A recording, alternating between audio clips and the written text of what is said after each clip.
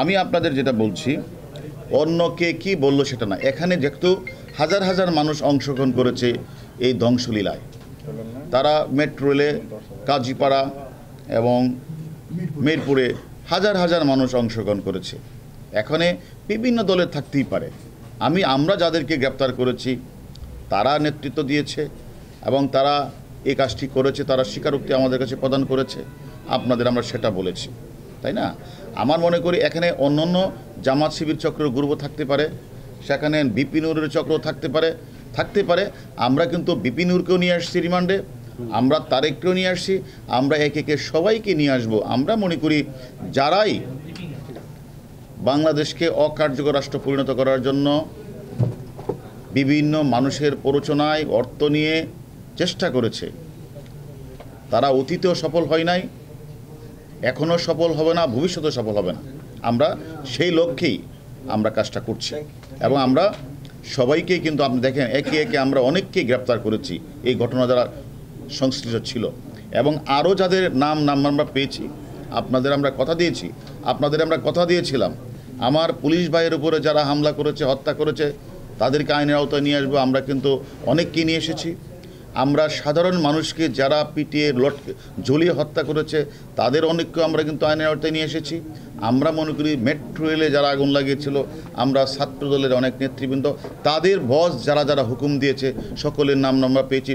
সকলেই কিন্তু এর ম্যাক্সিমামই কিন্তু আমাদের কাছে আছে, তারা কিন্তু স্বীকার করেছে। আমি মনে করি আমরা একটা গণতান্ত্রিক সরকার ব্যবস্থায় যারা কোঠা আন্দোলনের নামে অরাজকতা সৃষ্টি করতে চায়, আমরা বাংলাদেশে সাধারণ নাগরিক হিসেবে তো আপনারা ছাড় দিতে পারেন না। আপনারা তো ছাড় দিতে পারেন, যারা এই কাজটা করেছে আপনারা কিন্তু সাধারণ জনগণ হিসেবে আপনারাও তাদেরকে ধরার এখতিয়ার আপনাদের আছে। আপনাদের কাছে আমার বিনীত অনুরোধ থাকবে, আমাদের আইন শৃঙ্খলা বাহিনী যেরকমভাবে সব জায়গাগুলিতে চেষ্টা করছে তাদেরকে গ্রেপ্তার করার, আপনাদের কাছেও যদি সচেতন নাগরিক হিসেবে, সাংবাদিক হিসেবে কোনো তথ্য থাকে, এই সকল অপরাধীরা, এই দুর্বৃত্তরা যারা দেশকে অকার্যকর করার জন্য ঢাকা শহরে এই তাণ্ডবলীলা চালিয়েছিল, তাদের নাম্বারটা যদি আপনারা প্রকাশ্যে না পারেন, গোপনে দিয়েন, আর আপনারা পারলে ধরেন। আমি এদেরকে সকলে মিলেই প্রতিহত করতে হবে। সাংবাদিক সাঈদকে আপনারা গ্রেফতার করেছেন, সেও কি বাংলাদেশ রাষ্ট্রকে অকার্যকর করতে চেষ্টা করেছিল? আমরা তদন্ত করছি। আরেকটা বিষয় বলি যে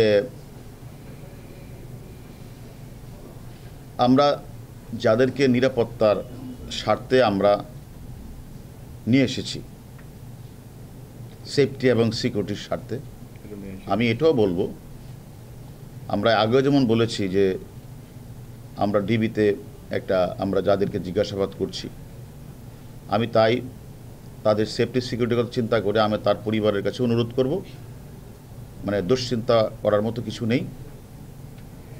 আমরা মনে করি তাদের সেফটি সিকিউরিটি আমরা দেখছি এবং তার পরিবার যেন নিশ্চিন্ত থাকে সেটা আমরা তাদেরকে আশ্বস্ত করতে চাই, তারা যেন এই নিয়ে কোনো চিন্তা না করে।